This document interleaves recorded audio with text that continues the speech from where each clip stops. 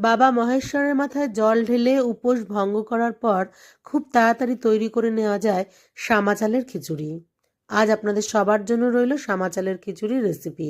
1/2 cup সামা চাল আর 1/2 cup মুগ ডাল আমি হালকা করে রোস্ট করে নিয়েছি আলাদা আলাদাভাবে।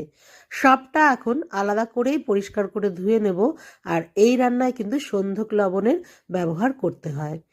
প্যান বসিয়ে আমি গ্যাস অন করে দিলাম, তাতে ঘি দিয়েছি, ফোড়নে ব্যবহার করছি তেজপাতা, শুকনো লঙ্কা আর 5 ফোড়ন।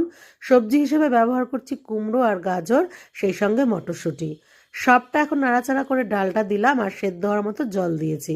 ফুটে আসলে আধ সেদ্ধ হবে অবশ্যই, তখন দিয়ে দিতে হবে সামা চাল, চেরা কাঁচা লঙ্কা, মটরশুঁটি, খুব সামান্য পরিমাণে হলুদের ব্যবহার করছি। অনেকে উপোসে হলুদের ব্যবহার করেন না, তারা স্কিপ করে যাবেন। পরিমাণ মতো সন্ধক লবণ দিলাম, সামান্য চিনি আর ওপর থেকে ঘি ছড়িয়ে পরিবেশন করছি সামা চালের